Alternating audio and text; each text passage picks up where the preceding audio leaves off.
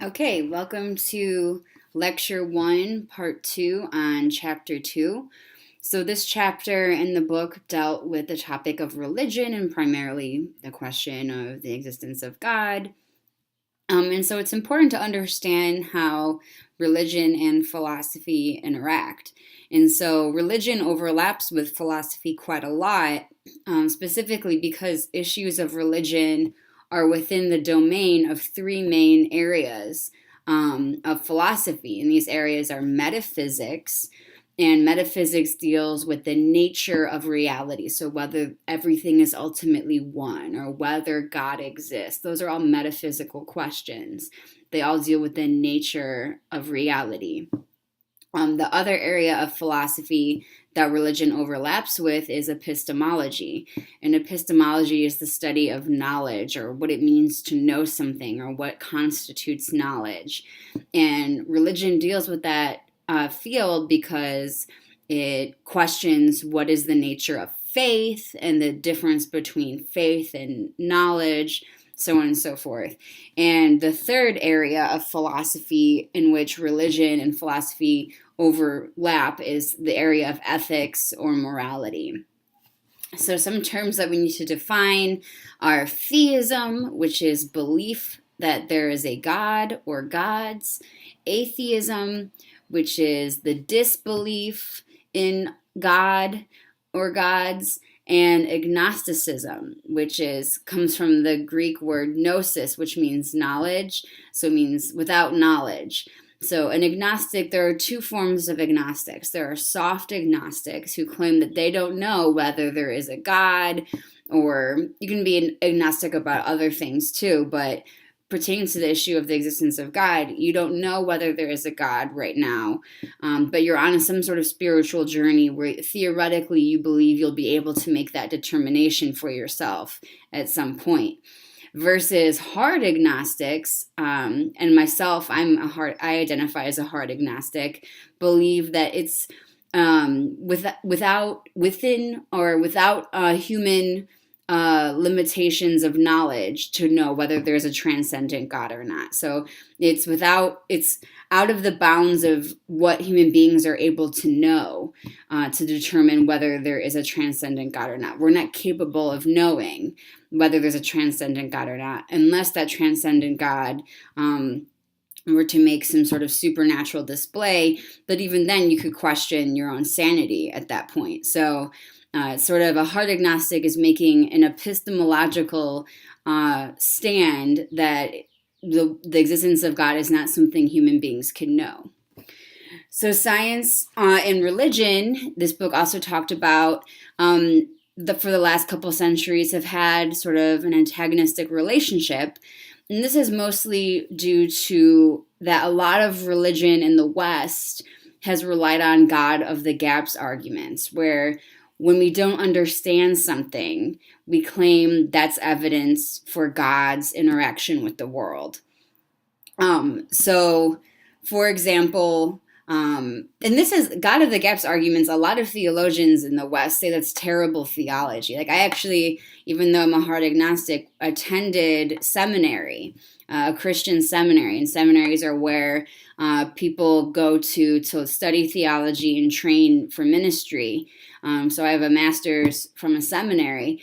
And at this seminary, it was a mainline Protestant seminary. We discussed how God of the gaps arguments are terrible, and that's bad theology. You don't want God to be present in what you don't know, in the darkness. You want God to be in the light of what you do know and what you have faith in. So this antagonistic relationship between science and religion is really not a problem for a lot of theologians. Religion in the West has overcome this, but unfortunately, a lot of that overcoming has not trickled down to the mainstream. For a lot of Christians today, you see a lot of God of the gaps arguments, and that creates a really hostile relationship between science and religion. In the book, it talked about Einstein's cosmic religious feeling, how a lot of modern day cosmology and physics comes with a sort of sense of wonder and awe that sort of mimics religious experience. And an example of an antagonistic relationship between science and religion is the debate between evolution and creationism. And there's a lot of more nuance to this debate, but how this plays out basically is that creationists believe specifically that the Bible gives a scientific and historically accurate description of the beginning of the universe, and that this contradicts the theory of evolution. The problem with creationism is the people that espouse creationism haven't really done a good job understanding the Bible, because the first book of the Bible that has the creation myths is Genesis. And Genesis 1 is the first chapter, and that gives the story of God creating creation in 6 days and resting on the seventh. And when you get to Genesis chapter 2, which is literally like the next page, nothing has been created yet, and there is a separate and different creation story with a different order of creation that then, contradicting the first one in many ways, that then goes into the Adam and Eve story. So obviously, whoever redacted the Bible put two contradictory creation myths next to each other. So it wasn't ever intended to be read as literal, scientific, historic understanding of the creation of the world. It has some sort of symbolic existential significance, rather. And I could spend an entire 16-week course just talking about how much we know about these two creation stories in the Bible, about the different time periods that they were written, about different creation myths and other forms of Near Eastern mythology that influence separately each of these stories, the different theologies that they have. We could spend a whole course just talking about everything that we know about these two stories. So this really isn't like something that we don't understand, or that where there's anything dubious about this understanding. So I can't pretend that there's any sort of intellectual integrity in defending creationism insofar as claiming that Genesis 1 and 2 are both descriptions literally of the creation of the world. And it also gets really dicey if you're a creationist, because most creationists believe that the world and creation is only 6,000 years old, which, again, if you compare the massive explanatory power of the theory of evolution, but also everything we know about the history of our planet over the last 4.5 billion years, plate tectonics, like everything, geology, all of that explanatory power weighing against, defending two creation stories that contradict each other. There's really, not a real debate happening here. But unfortunately, in the mainstream, knowledge about the Bible isn't really trickling down from people that have been participating in historical conversations about it for hundreds of years. So the book asks the question, how would you define religion? I teach world religions, and etymologically, or literally, the roots of the word religion translate into the definition to tie back. And usually how this is interpreted is that religion posits that there's some sort of ultimate reality, whether God or Brahman or emptiness if you're a Buddhist, and that ultimate reality is separate from the conventional reality that we experience every day. And to tie back means to turn away from conventional reality and have some sort of confrontation with ultimate reality. And religion is how you approach conventional reality with the understanding that there is an ultimate reality. So the Western religions, these are called the Abrahamic faiths. These include Judaism, Christianity, and Islam. So Judaism, or the Jewish faith, is the foundation of Christianity because Jesus of Nazareth was a Jew, and the Hebrew Bible that Jews consider scripture is the main part of what comprises the Christian Bible. Christians know it as the Old Testament. So Christians inherit Jewish salvation history and believe Jesus fulfilled Jewish prophecy of a Messiah coming to redeem humankind. And Islam sees itself as a continuation of Judaism and Christianity. Islam believes that there is one great monotheistic faith, or faith that believes in one God, and that God has sent a chain of prophets, and these prophets include the prophets of the Old Testament that Jews acknowledge, but that Jesus was also a great prophet, but that this original path of monotheism keeps getting corrupted. So the prophet Muhammad, who is not worshipped and who is not considered a god, but is just a human being, a prophet, was sent as to be the seal of the prophets and a sort of remedy the corruption within the one great monotheistic faith. So they build off of each other. They're known as the Abrahamic faiths because they all trace their lineage figuratively or literally to this figure Abraham. And some of them think of him as a historical figure. Others think of this as completely symbolic. But in the Bible, Abraham and his wife Sarah they're old and they're unable to have children. They have no children. So Sarah gives Abraham a concubine, and a concubine is basically like a female slave that was used to breed with. So Sarah, it's very unfortunate, but this is in the Bible. So Sarah gives Abraham this concubine Hagar, and they conceive a son named Ishmael. So Muslims see themselves as descendants, literally or figuratively, of Ishmael. And then, however, Abraham talks to God, and Abraham and Sarah miraculously in their old age conceive a son named Isaac, who's born after Ishmael. Sarah is upset that Isaac might not be considered the heir to Abraham, so Sarah has Hagar and Ishmael cast into exile into the wilderness. So Muslims believe that wilderness was the Arabian Peninsula, and that Hagar and Ishmael then become ancestors to Muslims and Arab people. And Jews see themselves as descendants of Isaac, and Christians as well, figuratively or literally, but all followers of the three Abrahamic faiths all trace their lineage, again, figuratively or literally, to Abraham.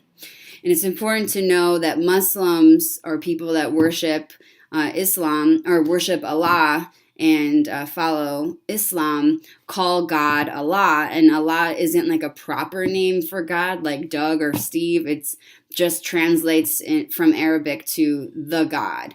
And what these three faiths have in common is they all claim to worship the one God of Abraham. They're all strictly monotheistic, which means that they believe that there is only one God.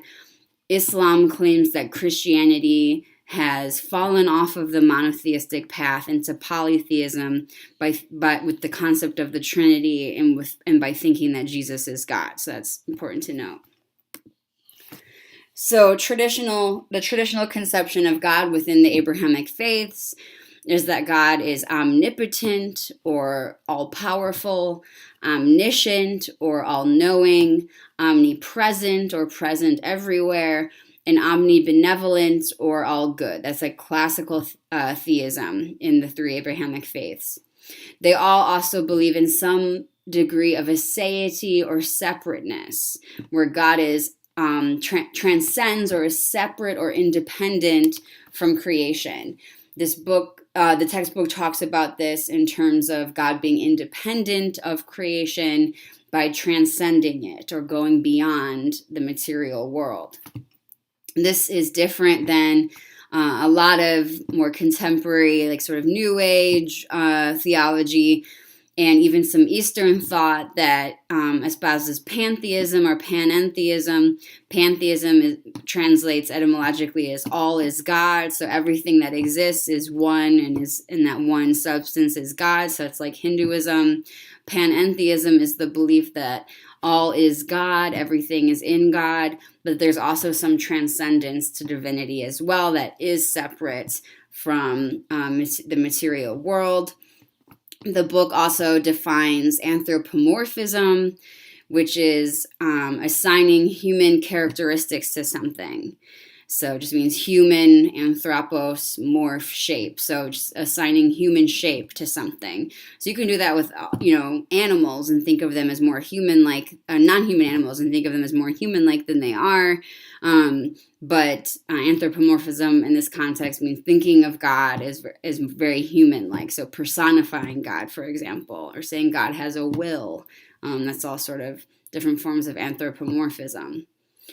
So before we go into the next few slides that talk about some of the proofs throughout history that have been used to justify belief in God, it's important to note that one of the most important theologians of the 20th century was a guy named Paul Tillich. And he defined God very differently than a lot of what mainstream followers sort of conceptualize today. So he defined God as being itself, or the ground of being, and actually claimed that it is demonic to try to prove the existence of God.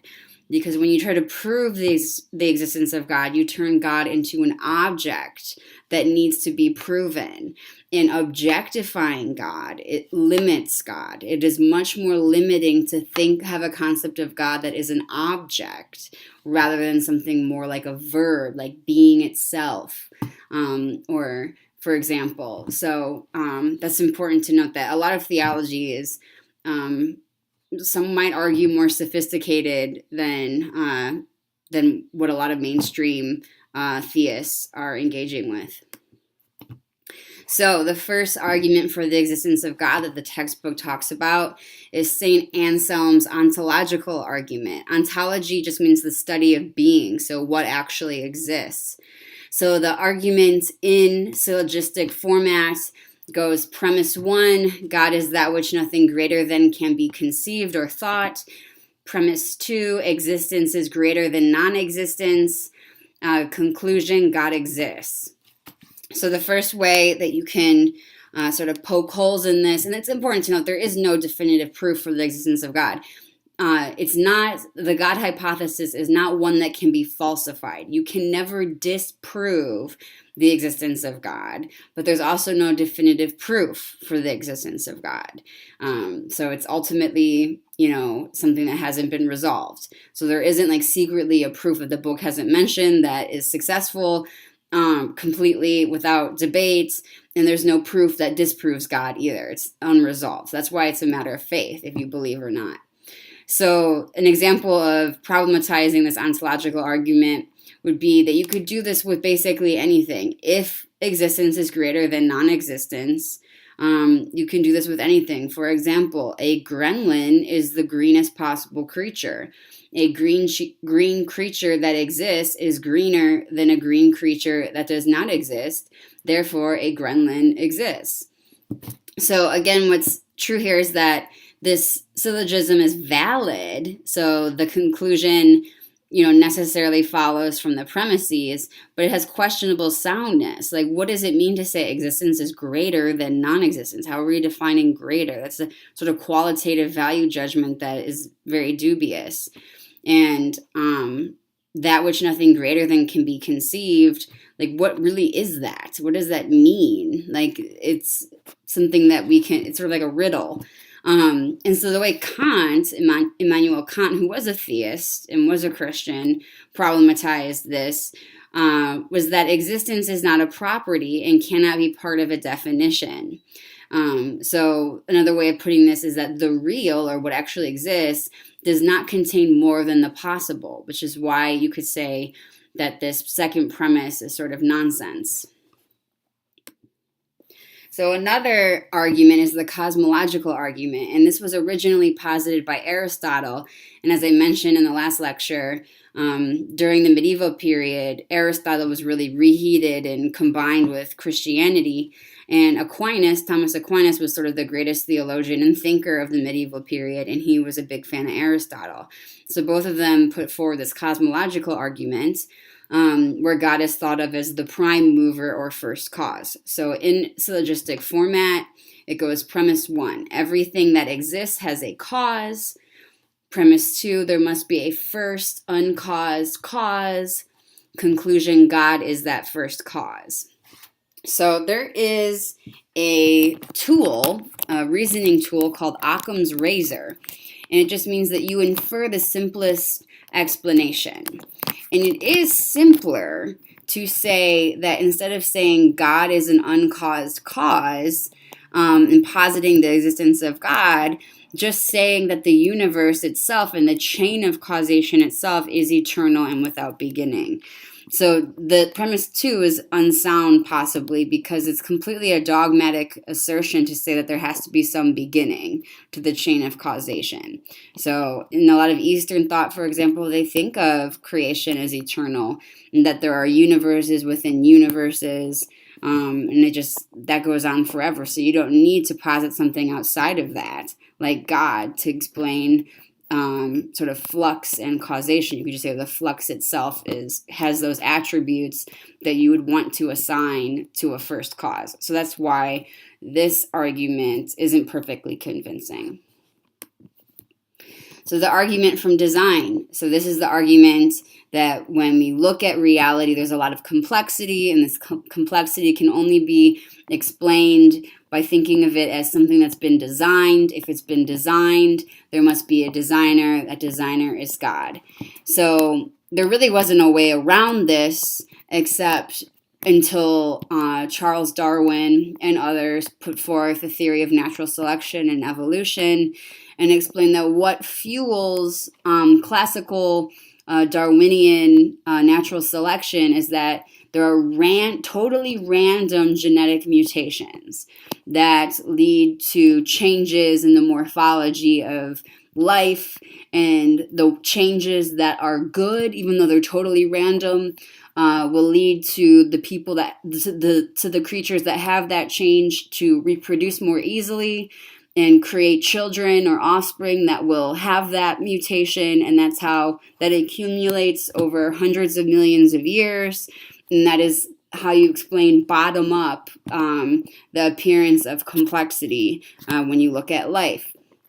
There are some people that some theists that accept evolution, but believe that God guides the genetic mutations, that instead of thinking of them as random, that God guides evolution and is the force behind the genetic mutations that fuel evolution. And those kind of positions, the guided evolution position, is still kind of part of this intelligent design movement. So intelligent design sort of often accepts people that propose intelligent design accept that there is evolution, but just believe that it is guided. And that's different than creationism, which we talked about earlier, which is literally believing Genesis 1 and 2 are perfect and literal descriptions of creation. So this book talked about one of the most famous descriptions and arguments that include the argument from design is William Paley's The Watch and the Watchmaker, which you read. So a typical argument you get from intelligent design proponents is that there is sort of irreducible complexity in life, that there are things like the human eye or the bacterium flagellum. Those are the two examples that are most common, that you cannot explain the complexity of those forms of life or features of life except through guided evolution. But they have been explained again and again. So we do know how the eye evolved, and we have an explanation of how the eye evolved through random genetic mutations, and the amount of time that we believe life evolved on Earth is plenty of time for the process to be random. So that doesn't mean it is, but it's what is most commonly accepted by evolutionary biologists. So interestingly enough, David Hume was a philosopher before Charles Darwin put forward the theory of natural selection and evolution by random genetic mutation. And he took on the argument from design, even though there wasn't like an alternative theory for how to explain complexity. And he said that if there is a designer, the design is very unintelligent. So the God or designer seems sort of senile or like a child. Like there's a lot of waste in the forms of life. It's a lot of inefficiency, a lot of bad design. And he also points out that it's a huge jump to say that there is some sort of designer and to assume that that designer must be the God of Abraham and the God of the Bible. Hume is also, as a side note, Hume is also known for making the argument that morality is entirely based on sentiment and that it's subjective, that morality and right and wrong and good and evil don't exist independently from our opinions and our sentiments. So Aquinas also put forward something similar to this. You also had the teleological argument. Teleology just means the study of like something that's goal-oriented, that has a telos or end. So this argument is that everything has a purpose and a designer must have assigned that purpose. So again, Charles Darwin and his theory of natural selection and Darwinian natural selection provide an alternative for assuming this. And I should say, like, again, it's not in the mainstream. It seems like if you're a theist and if you're Christian, you have to believe in intelligent design or creationism. And it's not true. I mean, the Roman Catholic Church has accepted evolution since the 1960s officially, but pretty much since Darwin. There are actually Catholic priests who are evolutionary biologists and accept classic Darwinian random genetic mutation evolution. So, I mean, it's kind of unfortunate that this is like a problem for the mainstream, but again, for people who dedicate their careers to sort of studying these problems from like historical perspectives and scientific perspectives, this clash between Christianity and evolution is basically non-existent, and Christianity has already surpassed that. Another common argument for the existence of God is called the fine-tuning argument, and this is that there are so many perfect dials that had to be fine-tuned for there to be life on planet Earth. So, like, for example, Earth had to be a certain distance from the sun had to be a certain size, and it just have a certain lifespan. There had to be a planet about the size of Jupiter, about the distance Jupiter is from Earth to absorb most meteors with its gravitational pull. It's like there are so many like fine-tuned circumstances that had to take place for life to be there. For intelligent life to develop, we are so improbable that because we're so improbable, that's sort of proof that someone was fine-tuning, and that fine-tuner is God. So the typical way non-theists sort of take this argument on is by posing what's called the anthropic principle. And the anthropic principle is basically that it doesn't matter how improbable intelligent life is on planet Earth. It just has to be possible, and then we're coming from that perspective. We exist, so it doesn't matter how improbable. It just has to be possible. And that sort of, if you come from an atheistic perspective and you think about the anthropic principle, it is sort of like a wonder and awe moment that you can be an atheist and have wonder and awe at the unlikelihood of our existence, and yet we're here. It's sort of like a sort of religious experience to think about that, if you come from that perspective. Another way of thinking about the fine-tuning argument is thinking that some of it sort of seems to rely on the gambler's fallacy for thinking about complexity. So I have two random 5-digit numbers. One is comprised of all fives, and the other one seems more random. So you would assume the second one is more random. But actually, if I were totally randomly selecting one number that had 5 digits, it is just as likely that I would pick the first one as the second one, because they're both one. The odds of that number being the number that's selected is both 1 out of 99,999. They both have the same odds. but the first premise seems more fine-tuned or intelligently designed. So that's like another way that I've seen people have taken on the fine-tuning argument. So another part of this chapter included doubts about God and religion. And the first figure is someone who was an Orthodox Christian from Russia, Fyodor Dostoevsky. And he talks about profound doubt, again, since he was a believer within the bounds of faith. And the reading that you saw from Dostoevsky deals with the problem of evil, also known as the theodicy problem. And so a syllogism typically that atheists or sometimes believers engage with is premise one: God has the knowledge evil exists because God is omniscient, and the desire because God is omnibenevolent, and power because God is omnipotent to stop it. Evil exists, therefore that God with those classical features does not exist. And typically how believers get through this theodicy problem is by explaining evil away, by saying that God prioritizes human beings having free will over intervening in the world and abolishing evil. So free will trumps intervening and destroying evil. And another argument that Aquinas even made was that in evil existing, it affords goodness the opportunity to triumph over evil.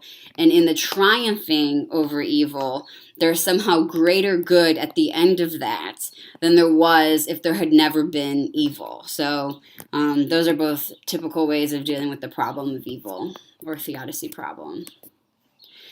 So 3 other thinkers that had doubts about religion that all come from an atheistic perspective are Karl Marx, who claims religion is the opium of the people. So this is more a critique of like Christianity specifically, that the people or the masses endure economic and political and social exploitation because they're distracted by the promise of the afterlife. And so religion sort of functions as a drug that makes them complacent with their suffering in this life. So that's where his quote's coming from.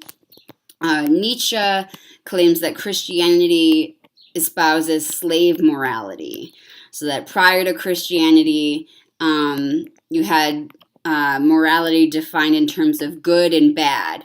And what was good was noble and exceptional, and what was bad was common and ordinary and low class. And then with Christianity, you have good and evil replacing these concepts of good and bad. So what becomes good after this slave revolt in morality is that which is common, that which had been considered bad, that which is common and self-sacrificing and non-exceptional and pious and humble. And what is evil is everything exceptional and self-asserting. So he talks about this sort of reverse that Christianity is responsible for, and that it sort of creates a herd mentality. And then you have Freud, who claims that religion is comprised of mere illusions of an insecure child who has never properly grown up. So children develop all sorts of neuroses into adulthood based on sort of their interactions with their parents, and that a lot of adults work through these neuroses, according to Freud, through religion, and that is why it is not a coincidence that God is often thought of as literally a father. And he makes a distinction between errors, which are just blatant falsehoods, and illusions. And illusions are derived from human wishes. They're sort of errors that are derived in human wishes. Mary Daly was a feminist theologian. I actually wrote like an 80-page master's thesis on Mary Daly. I love reading about Mary Daly. But she follows Paul Tillich. He was the guy that, again, argued that trying to prove the existence of God is demonic. And Tillich said, if you think of that the symbols and language that we use to describe God are significant.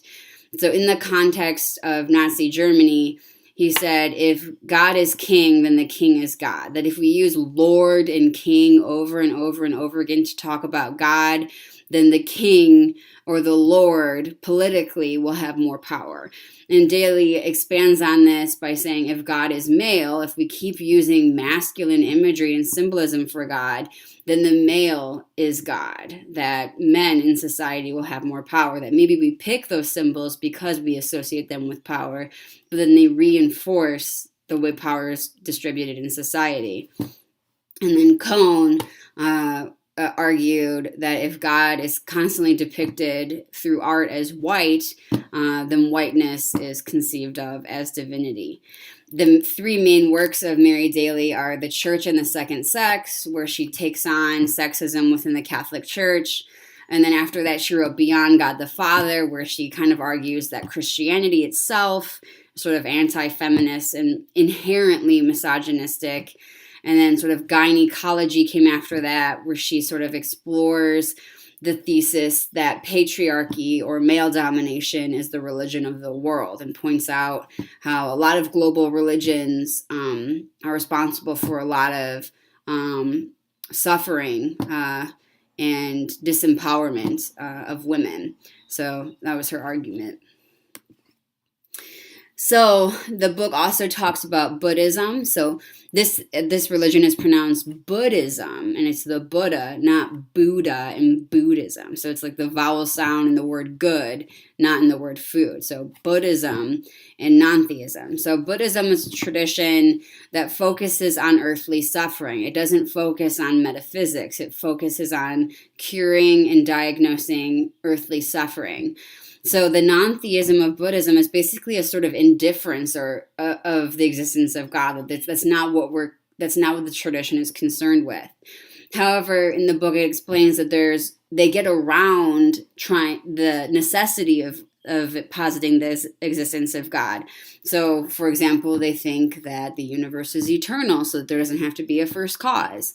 And it goes so far as to argue that classical theism is also incompatible with classical Buddhism.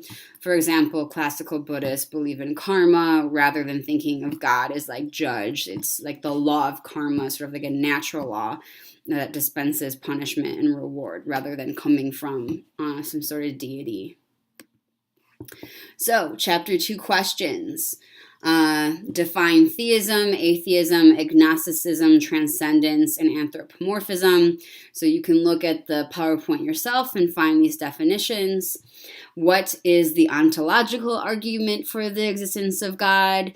And what is one refutation of the argument? You can find the syllogism on another slide. And on that slide is also an example of a refutation using the example of Gremlins.